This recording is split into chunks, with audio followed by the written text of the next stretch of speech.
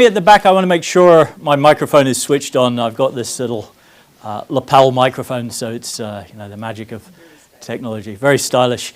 I also got this tie, incidentally, is the state flag of Ohio. I was recently at the State House in Columbus attending a kickoff event for the 250th anniversary of America, and I decided I would splurge on an overpriced necktie at the gift shop.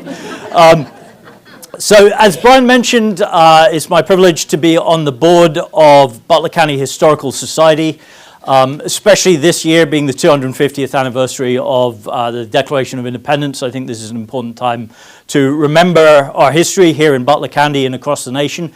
And so I was also on the programming committee for Butler County Historical Society, and I had the genius idea to schedule myself on January 24th, thinking, thanks to global warming, I won't have anything to worry about. But fortunately, again, I appreciate you guys coming out here today, because I know if you've been following WCPO weather, it's sort of a little bit apocalyptic. But I want to reassure everyone that the snow isn't supposed to arrive until late this afternoon, so we should all be good getting out and getting home after this event.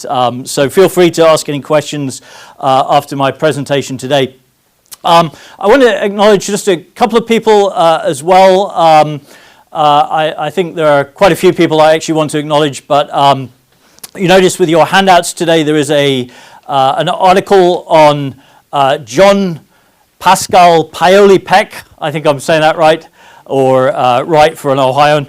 And this was this article, I should say, was written for the Journal News by my colleague, also board member, Brad Spurlock from the Lane Libraries. Brad is sitting in the back row there. He's a very shy guy, so he probably doesn't appreciate me calling him out, but I do want to recognize, because he and his staff at the Lane Library have also been doing a lot of original research on Peck's edition, and this is part of my presentation today. I also want to acknowledge I have a former student, Matt Dawson, who is in the room today. I think we did was it an independent study a couple of years ago on Peck's edition? And Matt also used to go ice skating in Peck's edition when they had the sports center across the road from the campus, so that probably dates you. And I also want to thank my colleague who's just joined the board of Butler County Historical Society, Amelia Riddell. She is a graphic artist. She also designed this wonderful America 250 logo. This is exclusive to Butler County Historical Society, so we're branding all of our events this year with the 250 logo.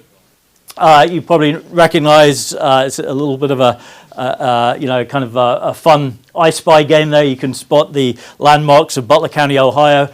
I'm sure you'll recognize some of them. But you might also wonder, what is the connection between America's 250th anniversary, something that happened in 1776, and the history of Peck's edition, which is a neighborhood in Hamilton, Ohio. In this talk, I'm going to refer to it as Hamilton, Ohio's forgotten Appalachian neighborhood. That's a little contentious. I don't know if it has been forgotten. I know there are a lot of people here who remember it, and that's why I want to talk about it. But I also want to acknowledge that there is actually kind of a through line, if you like. There is a connection between Ohio, between the 250th anniversary of our nation and the history of Peck's edition. It might seem like an obscure connection, like I'm playing some kind of parlor game here. But in reality, if you think about Ohio, what does Ohio have to do with the American Revolution? Of course, back in 1776, what was Ohio? It was the Shawnee, it was the Miami Indians, it was beyond the frontier. However, if you think about the history of this state, we are technically, you could argue, the first entirely new state to come out of the American Revolution. Now, of course, if you're aware of American history, you could object and say, well, what about Kentucky? What about Tennessee? But Kentucky and Tennessee were both basically formed out of parts of other states. So Ohio is the first state that was actually created from scratch, following the American Revolution. It was the first creation out of the Northwest Territorial Ordinances. We also have here in the state of Ohio 7,000 American Revolutionary soldiers who are buried here, and many of them, the majority of them, came out west because that was part of the situation after the American Revolution, when the country was cash poor but obviously land rich. Finally, I would say that the story of Peck's edition specifically relates to the reason the American Revolution was fought in the first place, which was the idea of America, but also not just an idea in the abstract sense, not just the Declaration of Independence, whose anniversary we're celebrating this year, but also the land itself, the land of Ohio, and what that represented. And of course, when I drove in today to Hamilton, Ohio, confession, I don't actually live in Hamilton, but I drove in past the sign you're familiar when you drive in through Fairfield, welcome to Hamilton, established 1791. So who can tell me what was here in 1791? Fort Hamilton, exactly. So we were named by General Mad Anthony Wayne, the general who served alongside Washington during the Revolutionary War, Continental Army general, later came out west. And when he came out here, he decided that this would be a good place to establish a fort in his campaign to pacify. The word pacify was used, the Shawnee Indians. So he established what would later become Fort Hamilton on the banks of the Ohio. It was considered a fordable point of the river. A little bit to his south, there was an area of low-lying land with a large pond in the shape of a question mark. And he refers to this as the Big Swamp. Now, this Big Swamp will later become known as Peck's Edition. And this is where the article that Brad wrote connects to this history, because we were wondering what is Peck's Edition? Where is Peck's Edition? So this is a photograph from the archives. Of course, Peck's Edition in the 20th century will become notorious in Hamilton, Ohio, as a port of entry neighborhood for, I want to say, largely Appalachian immigrants coming out of eastern Kentucky, moving to Ohio as part of the great migration of Appalachians, what's sometimes known as the hillbilly highway of the 20th century. So connecting here two different areas of history, the American Revolution and the economic history of the Midwest and Ohio in the 20th century. So images like this one is from the archives of the Butler County Historical Society, showing the sort of image of really kind of overgrown, impoverished neighborhood houses with tar paper roofs, and of course the image or the stereotype of Peck's Edition is this became a neglected neighborhood. It became, if you like, the forgotten neighborhood of Hamilton, Ohio. But of course there are reasons why that was the case, and we're going to dive into that a little bit today.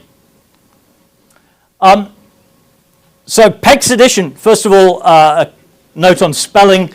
Peck's Edition is spelled P-E-C-K-S.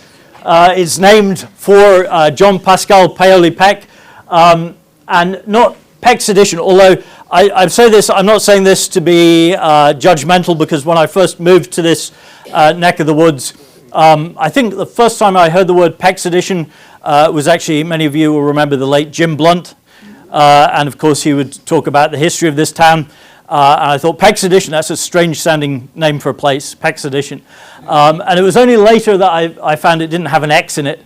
And what I've subsequently discovered is actually, this is a theme that seems to recur. I'm surprised by how many people, even people locally, grew up going to school thinking that it was Peck's Edition with an X. In fact, I even interviewed a woman who attended school in the neighborhood, and she said that the kids in the school, kids are horrible, by the way, and they will pick on you for whatever sets you apart from the crowd. But they would tease the kids from this neighborhood, and they would refer to them as Pecks, Pecks, P-E-X, and give them this sign, the Pecks Edition. So it's not Peck's Edition, but it's Peck's Edition. Now, if you're not familiar with the neighborhood, probably the most familiar landmarks today, if you go down to Peck's Edition, which you won't find labeled on any modern map, but you would find the Miami University Hamilton campus. You would also find the Lane Library Administrative Building. And then right on the corner there between Knightsbridge and Nealon Boulevard, you have the large campus of the former Champion Papers headquarters. Now again, you may have heard recently in the news that there's been a lot of development in this neighborhood.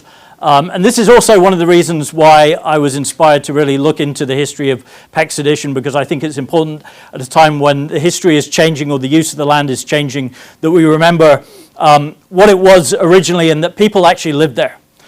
This wasn't originally a site for a data center or separately now the former Champion Paper Building, which is turning into a advanced manufacturing hub for Miami University and Butler Tech. Now, I'm going to keep my nose clean because I am an employee of Miami University, so I don't want to get into hot water here. So I do want to recognize, though, that these uses of the real estate kind of tend to obscure the fact that this was once a very densely populated neighborhood of Hamilton, and one with a very rich and proud history.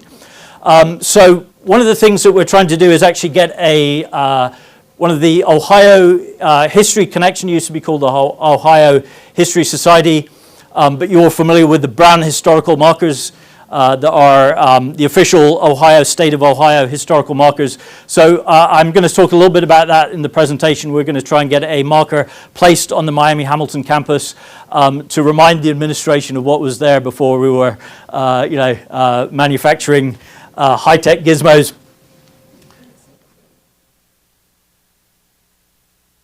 So Peck, just to give you a little footnote, I'm going to be talking more about the 20th century today. But John Pascal Paoli Peck, now I say Paoli, he was actually named, I believe, after, he was born in 1820, so that puts him back. He was named after, Pascal Paoli was actually a Corsican freedom fighter, I believe, in the 19th century, or even the 18th century, I forget. So it's a rather strange name. Referred to in the local dialect, I think, as Paoli, but I think it would have been Paoli in Corsican Italian. He was born, came from New England, moved to Hamilton, Ohio as a young man, was really a serial entrepreneur, but was also a physician. He was a man who wore many hats. He was involved in the insurance business. He was involved in banking. And of course, he was also involved in property development, which is where we get the Pecks Addition, because he plotted out an area of about 230 acres just south of the city on the east bank of the Miami River. And he was an interesting character by all accounts. He ends up moving to California towards the end of his life, dies in Los Angeles in, I believe it was 1895, so he lived into his 70s. He was also married to a local lady called Frances Fitton. You may be familiar with the Fitton family. It's still very much active and present in our community. So he was someone who, although he came from outside of Hamilton, was very much tied into the leadership of the city. He was, during the Civil War as well, it should be mentioned, a Democrat. Now, if you think of the state of Ohio, of course, Ohio voted for Abraham Lincoln in the election of 1860. But I believe, and I could be corrected here, but I believe I'm right in saying that in the election of 1860, Butler County actually voted Democratic, so voted against Lincoln. So this guy, Peck, who was also a newspaper man, by the way, so he had his own press, but he was a Democrat, but he was what was called a war Democrat.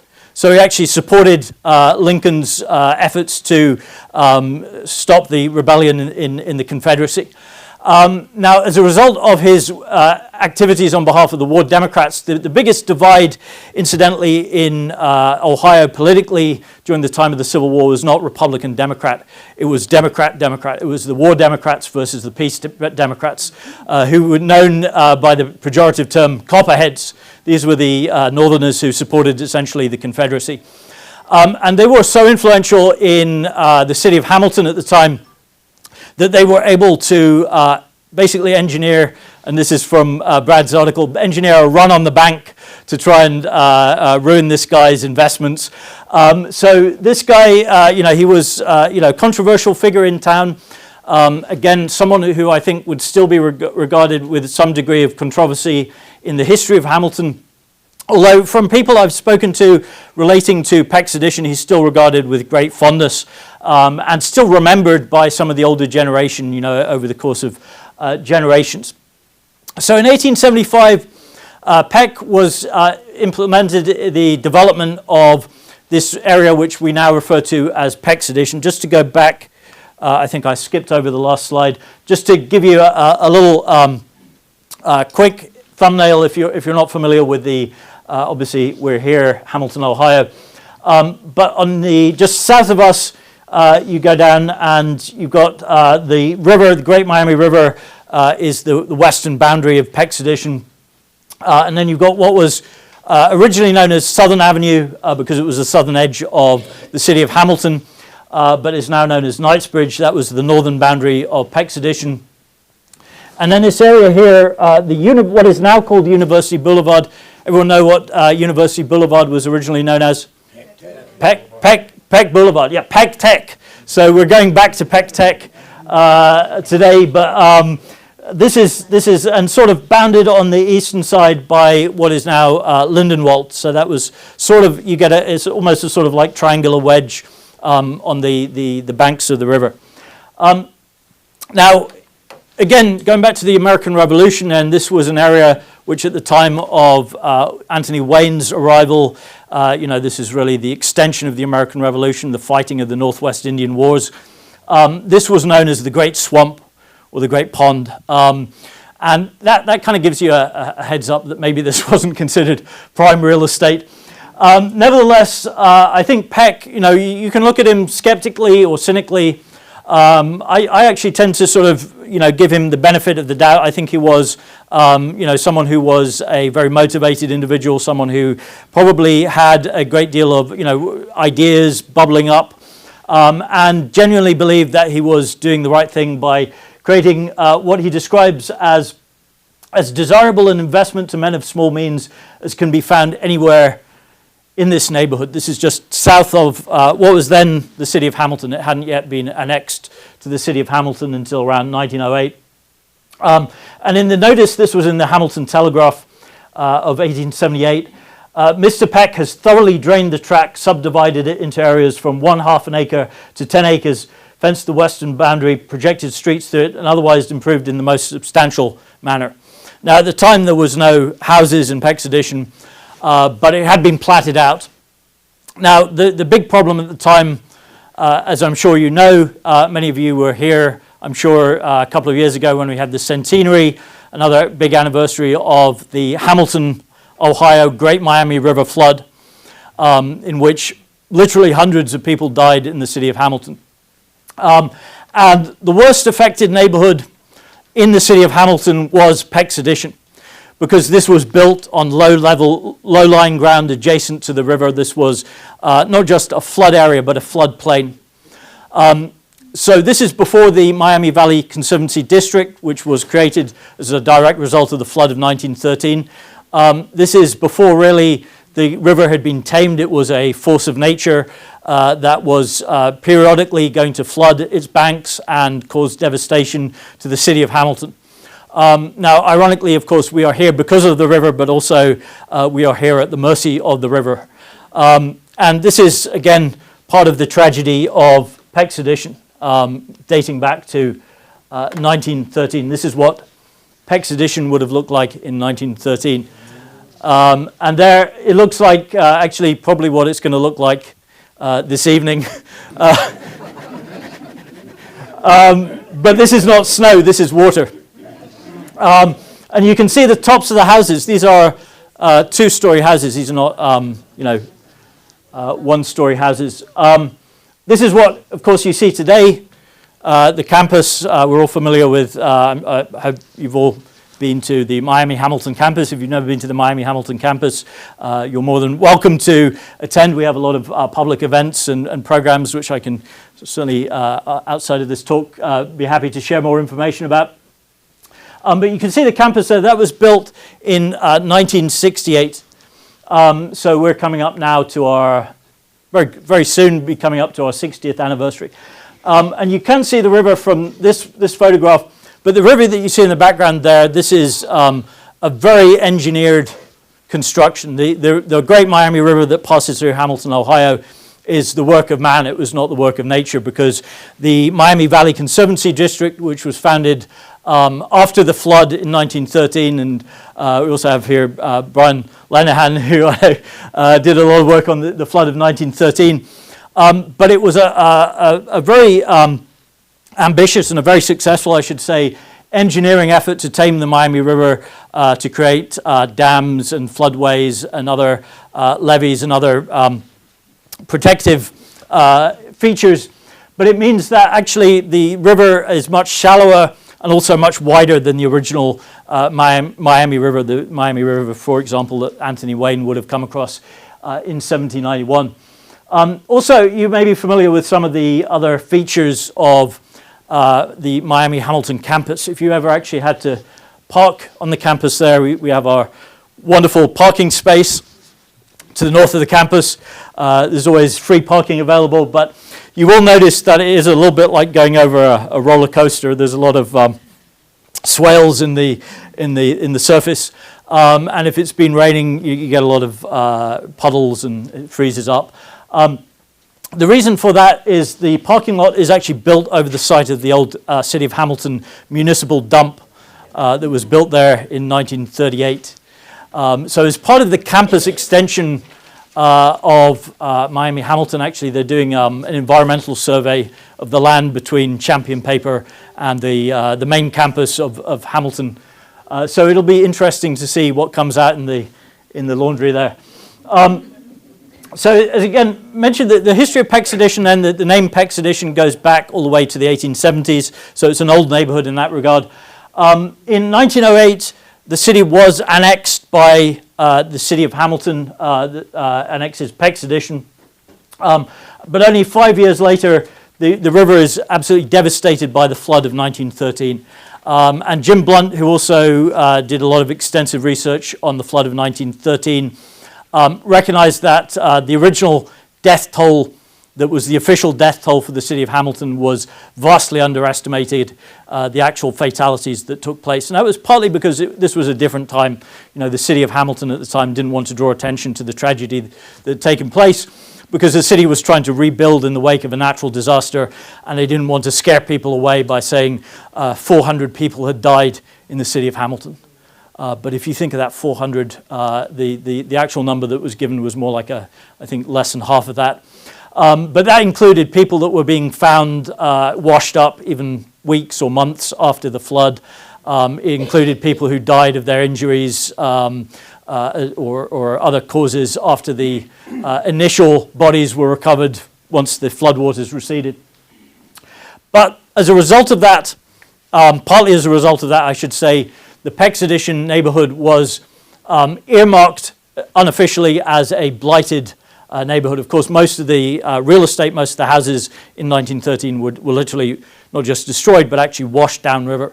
So it was a rebuilding effort that took place. But also, even before 1913, the city of Hamilton had other plans for that neighborhood. I've seen a map, for example, from I think 1912, literally the year before the flood, wanting to develop the land as a park and recreation area with baseball grounds and a golf course and all sorts of bells and whistles. So despite all these obstacles, the city of Hamilton is also benefiting from Pecks Addition, because Pecks Addition is becoming a port of entry neighborhood for the economic migrants from Kentucky who are coming up during the golden era of Hamilton industry. And we're talking here about Champion Paper, but we're also talking about Mosel's Safe. We're talking about the Estate Stove Company.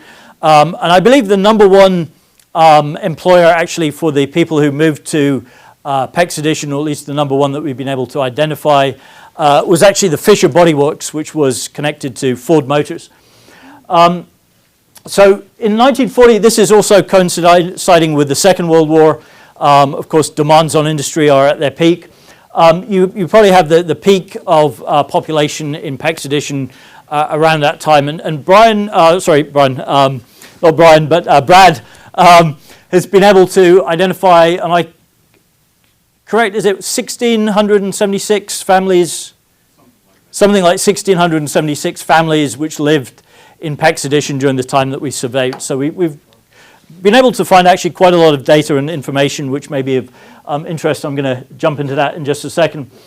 Now, what happens, of course, is the area that you know today, if you actually drive around Peck's edition, you will see an area which is in many ways a kind of almost like a mirror image of Butler County as it's developed in the second half of the 20th century. We've seen a lot of suburban development, a lot of urban development, a lot of population growth in Butler County in recent decades, since the Second World War even. But if you go to Butler County, if you go to Peck's edition, you're actually looking at an area which in many ways has sort of experienced reverse development. Where there were houses, there are now woodlands. I've seen wild turkeys, I've seen buzzards, I've even seen coyotes in the neighborhood. So very, very underdeveloped. And if you were just driving past it casually, you'd think, well, this is just, sort of wilderness that's never been developed. But of course, it actually was heavily developed. So what happened to the people that lived there? Well, a number of things. The city of Hamilton, and I should say, when I say the city of Hamilton, I'm not grinding an axe here against the city of Hamilton currently, because this is a different administration, this is a different generation, and I would say that even at the time, it was more of a sort of benign neglect than necessarily a conspiratorial platform. But over the years, I think the Peck's edition neighborhood was neglected. To some extent, it might be not too strong a word to say abandoned by the city of Hamilton, left to decay. This was not just, again, accident, but this was policy as well. So in the city of Hamilton, from the 1950s onwards, the city of Hamilton prevented homeowners, taxpayers in Peck's edition from being granted building permits. So even things like putting in outdoor cisterns or repairing their roofs. If you have a leaking roof, you need to repair the roof. If your roof was leaking in Peck's edition, you had to repair it illegally, because if you were caught doing any kind of fixing up of your home, even if you were the sole owner, you could be prosecuted by the city of Hamilton for these activities. The other thing which shocks people today when I say this. Peck's edition was connected to the water supply, but only for the purposes of fire hydrants. So in terms of domestic water supply, and of course the city of Hamilton owns its own water supply, even though this was part of the city of Hamilton, it had been since 1908, the Peck's edition neighborhood did not have water lines. I guess if you wanted water, you had to pay for it yourself. So that was not something that was provided, but it was deliberately, again, a decision that was made at the city level. And so, again, you're seeing the city of Hamilton over the generations up until, I think the last property was purchased plus private property was purchased in 2004. So we're talking up until the 21st century. But by that time, by probably about 1980, the area had been largely depopulated. The city of Hamilton was also, buying up properties at below market value, encouraging people to move out because they wanted to redevelop the land. And obviously, one of the big developments was the creation of the Hamilton campus in 1968. This was during the administration of Governor Rhodes. Many of you remember Governor James Rhodes, who wanted to build a seat of higher education within 30 miles of every Ohioan. And this might seem like remarkable today that you had a conservative Republican governor of Ohio actually supporting public education, which is, but nevertheless, and Rhodes gets a bad rap as well because he was also governor of Ohio during the time of the Kent State shootings. But nevertheless, this was part of a grassroots effort in the state of Ohio to really develop public education. And it was partly, workforce focused, wanting to have a skilled workforce, but also, liberal education, higher education was also rooted in the humanities at that time. So, a lot of the buildings on campus, Rentschler, Mosler, are named after local industrial families who poured money into the building of the campus.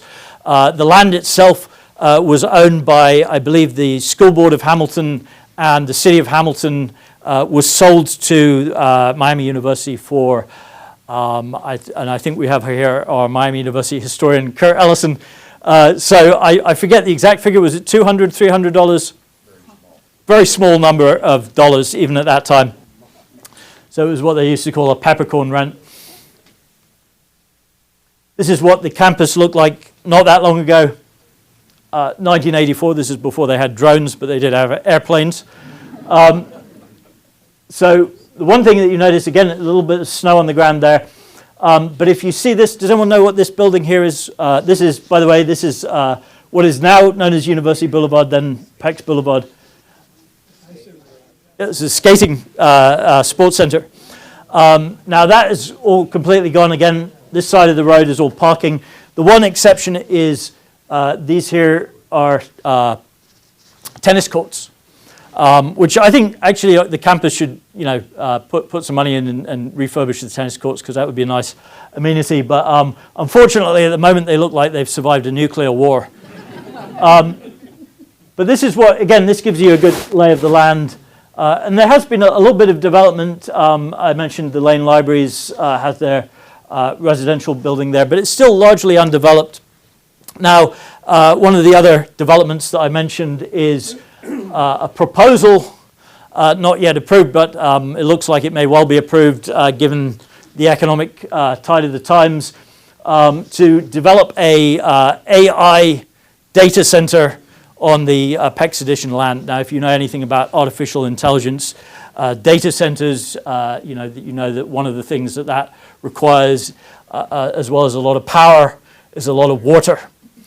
So we are here because of the water, but we are also here at the mercy of the water.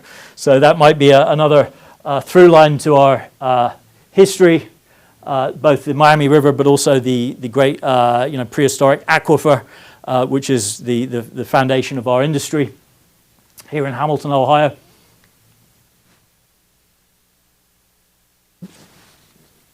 There we go. I'm going to skip through just very quickly, just in the interest of time, but we do have, I'm speaking here on behalf of Miami University, although this is not a project which is really kind of funded by Miami University. This is really a community history program. So we partnered with Lane Libraries, my friend Chris Marcello, who teaches at the Hamilton City Schools, also has a class on Hamilton history. We has a number of guest speakers, including my colleague, Dr. Ashley Hopkins, who is not here today. She might be here at the next session. But she has recently been elected to the Board of Education, the School Board of Hamilton, Ohio. And so she's been going into the classrooms, teaching the younger generation about the history of Pecks Edition. And Chris Marcello's class goes all the way from, the foundations of pioneer Hamilton, even, the American Indian period, all the way up to the present. This has been, I think, a very encouraging sign, in the Hamilton City Schools. We've got some good leadership there in the public schools at the moment. One of the emphasis is actually getting the kids to know about the city of the history of their city, which is something that has been neglected for far too long. The other thing that I find very positive, which is unrelated, is now there's been a backlash against smartphones in class. Mike DeWine, I don't want to get political here, but one thing I will say for Mike DeWine, he signed a piece of legislation banning smartphones in schools. So good for him. So hopefully our kids are going to start learning again. And one of the things they may learn about is Hamilton history, believe it or not. Another part of this public history project, which has a name now, is the Pecks Edition Genealogy Project. Now, this is being led by my colleague here, Brad Spurlock from Lane Libraries, and his wonderful staff, who are at the Smith Library of Regional History up in Oxford, and also the Cummins History Room here at the Hamilton Branch Lane Library. And they've been able to, again, pull out some really fascinating information, which I'm going to share. I told Brad at the top of this morning that I had basically stolen his research. So this is part of the broader goals of, again, just sharing the history of this neighborhood, especially now that the name has been lost, Pecks Edition. But again, there is a lot of interest in the community. This is something that I'm beginning to find as well. Is anyone here on the Pecks Edition Facebook page group? So just to raise your hand if you're on Facebook, there is a Pecks Edition Facebook group. I actually joined Facebook so I could join that group. So I'm not active on Facebook, but I do follow now a couple of the local history groups, and there's a lot of good material that gets posted there. I think there are about 1,800 members on this group at the moment. Now, of course, not all of those people had lived or had family in Pecks Edition, but a lot of them did, and a lot of them are sharing their stories online. So this is, again, another way of supplementing what is already happening with the sharing of stories and memories, but doing this at more of an institutional level. So a lot of the material as well, we're looking at census information, but according to Brad, a lot of the information that he found actually was from City of Hamilton city directories. So this is a lot of what we're looking at here is just a collation of different information. This again, about 1,676 families which have been identified through this research. And you can see that it starts off with the 1870s. This is when the land was being platted out. So there was really, it was really just a floodplain at that time. By the 1880s, you start to see people moving in. And then really the peak of population is in the mid-20th century, about the time of the Second World War. Business demand for Hamilton manufacturing is booming. You know, we used to make cordless engines and all sorts of, actually during the war, the Ford manufacturing turned to military purposes. In Hamilton, Ohio, we had the hydraulic canal, which was a big part of the effort there. About 500 families, and I guess these are families who have been identified, I should say, living in Pecks Edition. Now that decline, which you can see there, is pretty steady. And that gives you a sense that this is a neighborhood which, following its mid-20th century heyday, is going to be depleted. We can talk about some of the causes for that. I hope we have a little bit of time at the end for questions, and maybe if you want to share stories as well.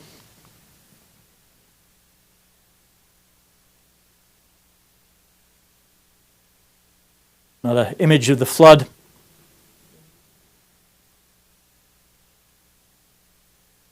And you can see this mapped out as well on the timeline of Pecks Edition. World War II is literally right in the middle of that demographic peak. And then by the time Miami University Hamilton has been founded, you're probably talking about barely over 100 families in the neighborhood. That's declining very quickly. And we have some sort of faculty who remember the old Pecks Edition.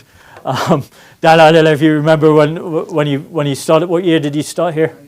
94. Were there still families resident? I think there were a couple. A couple, yeah. So it more or less disappeared by that time. Now this one is really interesting because what this tells us, this is, just to explain this, you might not be able to see this very clearly at the back of the room.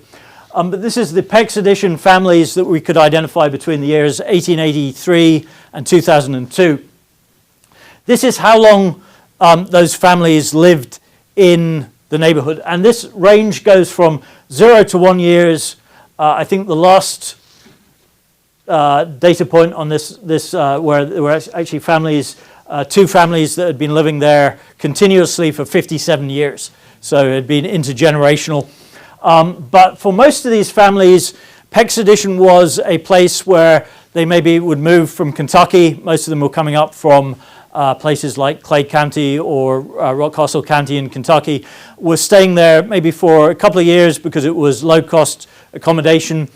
They would get jobs in the local industries. They would save up a bit of money, maybe move to a slightly more higher up on the housing ladder neighborhood like Lindenwold or one of the many other neighborhoods in Hamilton, Ohio. And so what we found is actually the average period of residency of these Pecks edition families was on the shorter side. It was maybe a year or two rather than multi-generations. But nevertheless, there were families that were there for the long haul, and those tended to be the families that were there at the end as well, the families that had been around for, in some cases, decades or even generations. We also found there was a, kind of parallel demographic curve between what we would call migrant families, families that moved into the neighborhood, and total Pecks edition families. So when we say migrant, I don't think we're talking here about overseas migrants. These are migrants, not immigrants. Yeah, so it's an important distinction.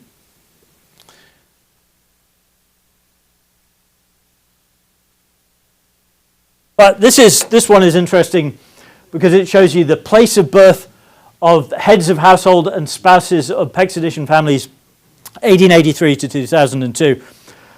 Number one, this might not surprise people who know anything about Hamilton, Ohio, but of course the state where most of these folks were from was Kentucky. And not just anywhere in Kentucky, but eastern Kentucky for the most part. Now, Ohio was not far behind, so there were plenty of people who'd been born in Ohio living in Pecks edition, but again, many of those I would guess were descendants of Appalachian migrants. And then once you eliminate Kentucky and Ohio, you have quite an interesting range of different places of origin, but they tend to be very, very thinly spread out. So you have Indiana, but you also have some interesting little pockets of population, perhaps. For example, 11 families that were from Russia, settling in the 20th century in Pecks edition. And we also know, of course, if you're familiar with, I think on Pleasant Avenue, there's also a Jewish cemetery, which many of the Russian immigrants in the early 20th century coming into the United States were escaping from religious persecution, pogroms of the Jewish minority in Russia. And we know that many of them settled in Hamilton, including a few in Pecks edition. But other than that, you see a pretty widespread of different locations. But again, mostly a domestic population, 1 or 2 foreign immigrants. Largest population of foreign immigrants was from Germany, but that was only 51 families out of the total, so a small percentage. This one, though, is I find the most interesting is the spread of different counties in Kentucky that were represented in the population of Pecks edition. And you see a very strong concentration there of Clay County. So Clay County, if anyone here has relatives from Clay County, that was a big chain migration into southwest Ohio, but particularly into Hamilton, Ohio, because of course you know that a lot of the industries were actually sending recruiting agents into the coal fields. At the time, the local dialect in eastern Kentucky for a suitcase, does anyone know what it was? It used to refer to a Hamilton, which was a suitcase that you carried your worldly belongings in. So 62, I think 62 counties represented in Kentucky. Now there are 120 counties in Kentucky, which is a lot of counties. But the reason that so many of them, the majority of Kentucky counties had at least one family represented there in Pecks edition. But again, most of these counties, if you trace them back, Clay, Jackson, Rockcastle, Laurel, Estill, these are all eastern Appalachian Kentucky counties. So again, that migration from the coal fields began long before the decline of the coal industry, but mechanization was already putting people out of work as early as the mid-20th century. Again, there's also ethnicity and racial origins of Pecks edition families. Now, again, looking at this, you might assume that this was well, certainly a majority white population, but there was also a significant black population in Peck's edition. Now, I don't know, Brad, how you sort of determined racial origin. Was that census records? Census records. So what this means is that if they were identified as specific race on the census records, they would be counted for this survey, but that wasn't necessarily the case that everyone was easily identifiable. So I think the reality is that, of course, there was a lot of, in addition to people who were identified in census records, a lot of what were referred to in Appalachian parlance as Melungeons, or people of mixed race. There were also people, African Americans from the Second Ward, who were farming, believe it or not, in Peck's edition, because it was also agriculture, which was part of the landscape of Peck's edition. It wasn't just purely residential. So the story there is a little bit more interesting. There was, interestingly, one Native American or indigenous family that was identified by the survey that was done through the genealogy project. And again, a lot of this, information produces, actually questions that would be interesting to dig deeper into from a historical point of view. So, for example, this is the non-white. By non-white, we primarily are referring to black Peck's edition residents, but I guess it could also be Native American or other groups. But what you see there is it's kind of another interesting pattern. The black population of Peck's edition actually peaked around the 1930s and then declined to around 1950, where it was 0, and then kind of bounces back. So that kind of is an interesting little anomaly. Is there something there? Is there a particular reason why the black population of Peck's edition was leaving during the 1940s? Is that something that, there was a cause of that, or that was just happened to be coincidence, where it came back in the 1950s, and then of course by, around the 1990s, 2000s, that population in general had disappeared. But I'm also doing, as part of this program, a little bit of oral history. So one thing I also want to pitch, if you like, is that these stories get told and then very often get forgotten with the passing of generations. So when people die, you may think these stories are being preserved in your family, but if they're not being written down, or if they're not being recorded in some sort of tangible form, then eventually they will be lost, or they will evolve over time, a little bit like the game of telephone. So there is a value, I think, in recording these stories. I have begun to record some of the stories of Peck's edition. My goal is eventually that there will be an oral history archive that will be, you can go online. It will be through the Miami University Library. And these recordings, they will be accessible. They'll also have transcripts where you can read the transcript of these recordings. And so if you or anyone you know, family members, loved ones, have stories that you would like to share, please reach out to me. I have my cards in my pocket. I can give you a card with my contact information on it after today's presentation. I know sometimes it's a little bit weird talking to strangers about history, especially when it's personal history, something that maybe feel a little bit on the spot. But again, I think the more people participate in this kind of project, the more it gets built out. And so we've already done some interesting interviews. I'm going to play you just a little short excerpt from one of the interviewees who I spoke to. Does anyone know this gentleman by the name of Tom Stevens? Does that ring a bell to anyone in this room? Tom Stevens, he was quite a character. I'm using the past tense here. Unfortunately, he passed away in the summer of 2024. He was born in 1938, which coincidentally was the year that the city of Hamilton took it upon themselves to construct a municipal dump in the heart of the community. Now, this was before the Environmental Protection Agency, so this was basically an unregulated city dump. And we can also kind of connect this to the generalized sort of depopulation of the neighborhood over the generations. This was something that was very disruptive to the population, to the environment, that attracted vermin, that attracted smoke and other pollutants. But I spoke to Tom Stevens. Now, Tom, who was in his 80s at the time, he was living in London, Kentucky, so he was another migrant from Kentucky who had moved with his family as a child, moved back to Kentucky, was living in, I believe, again, Clay County, which is one of the most representative. He'd gone back to Clay County. And he was, to be quite honest, getting on there in years. He was, this was the last year of his life. I didn't know at the time, but he was, again, I guess the polite term is cognitive decline. He was, and I don't say that to be mean, I have family members who are experiencing this. But he was certainly willing to talk. And so this recording, we ended up with 2 hours of material. So I'm not going to play 2 hours, but I'm going to play 2 minutes. And I want to reassure you as well that these interviews, they don't have to be 2 hours. It's whatever you feel comfortable sharing. So currently, the range of interviews, I have everything from 13 minutes to about 2 hours. So this is, though, just a little bit of a snapshot of, if I can get this to play. It was a mixed race neighborhood. It was our neighbor.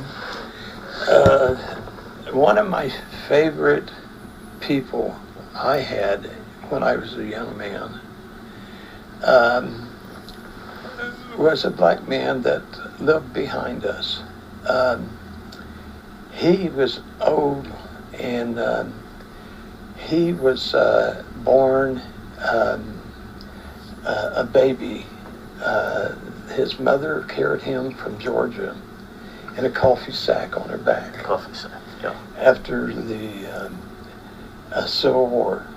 And he also knew John Pascal Peck. Yeah. And I can still see him sitting in his anger when he talked about how the blacks had to live on the city bank of the Great Rhine River. He said because they didn't want them in Hamilton. Yeah. And he was also the guy the person that gave me my first goat, and also my dad, of course, made a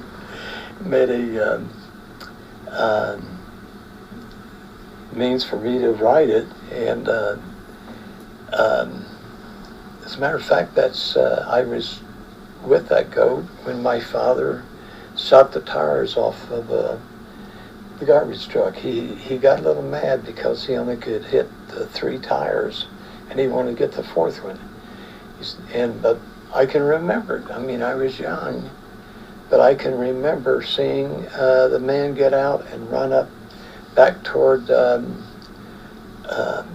Peck Avenue, or today's university.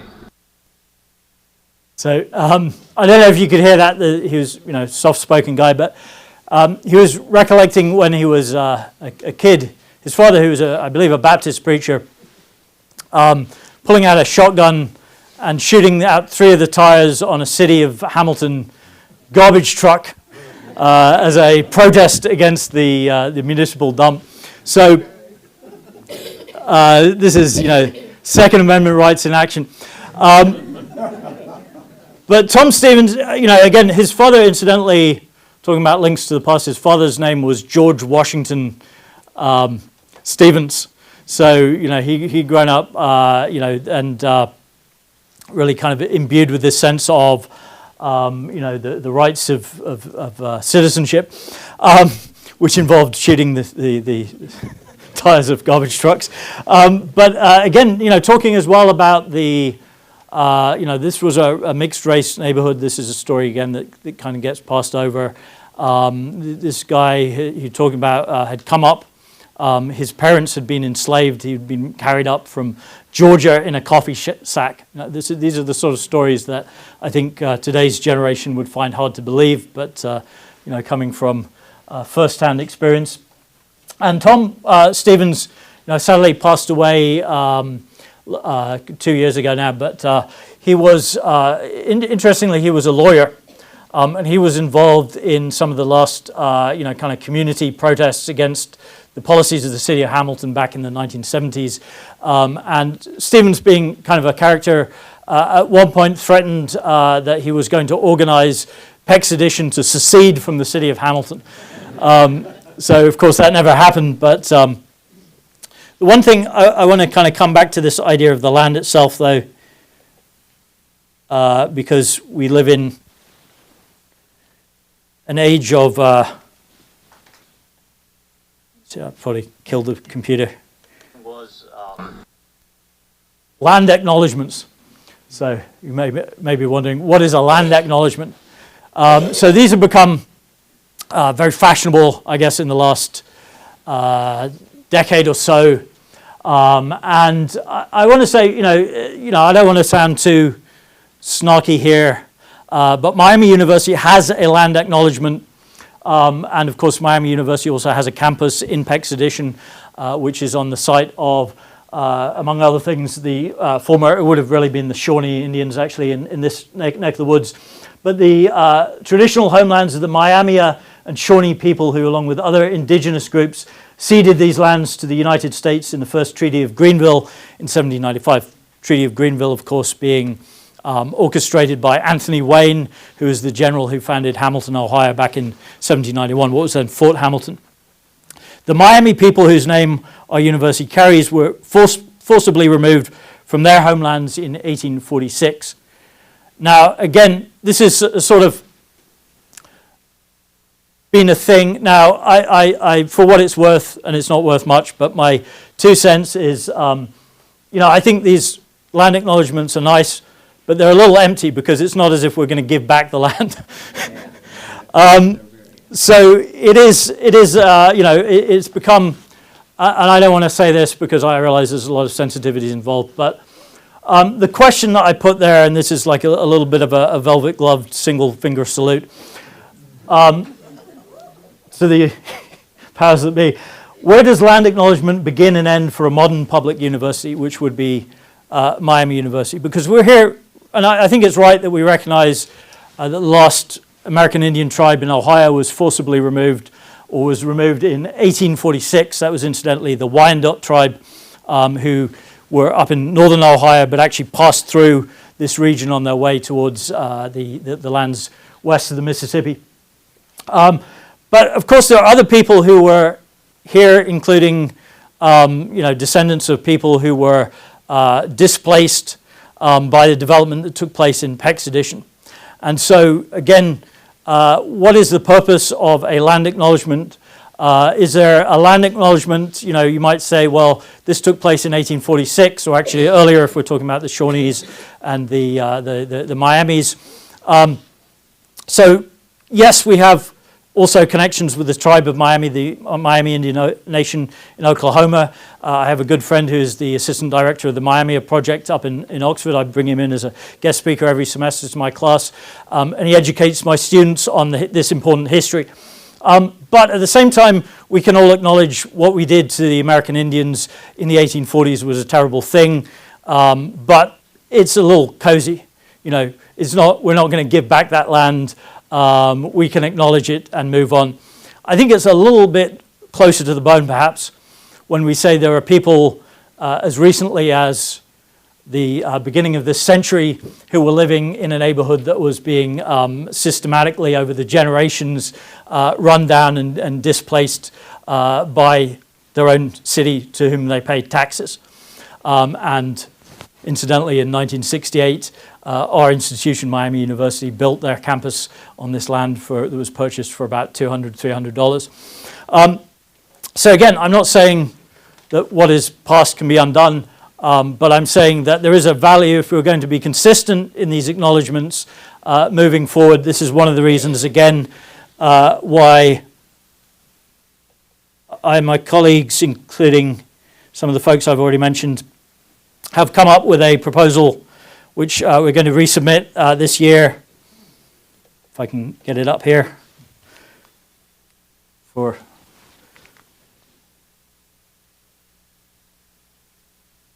computers and myself are not friends.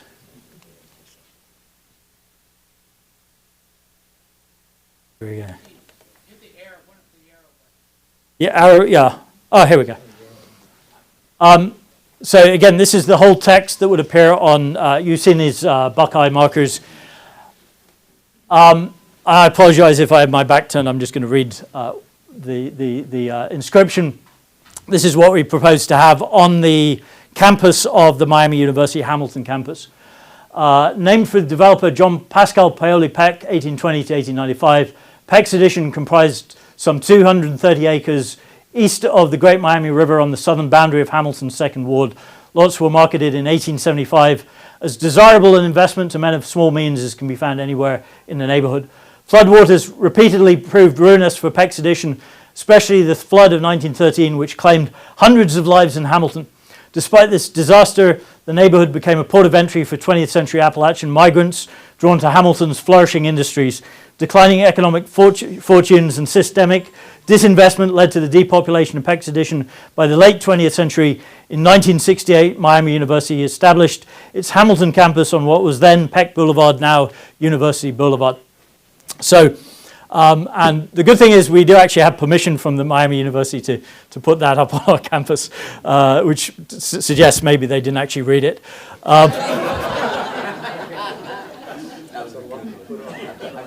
So, just to finish, I have this information, but if anyone is interested in any follow-up, I do have my contact information cards if you want to approach me after this talk.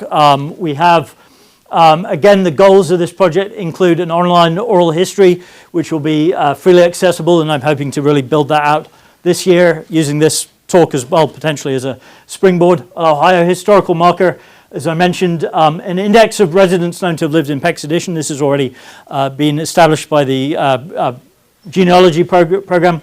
Public programming as part of Miami University's Appalachian Studies program. This is something that, again, will be based on campus, historical programs, speakers, panel discussions, musical performances, things of that nature. And then also this is being built into our curriculum both here at Miami and in the Hamilton City Schools through Marichello's Hamilton History course. So we have many events, and this is all, again, interconnected, and this is a collaborative effort. This isn't just me, sitting down and writing an academic paper for a conference. This is really about raising the profile of the neighborhood in our community. So if you have any information or you would like to share or record a short interview, you can contact me, Dr. Matthew Smith. I have my email there. Feel free to take a screenshot if you have your camera, or I will pass out a card at the end of this talk. And then finally, Brian, are we good to continue the conversation if anyone has any questions?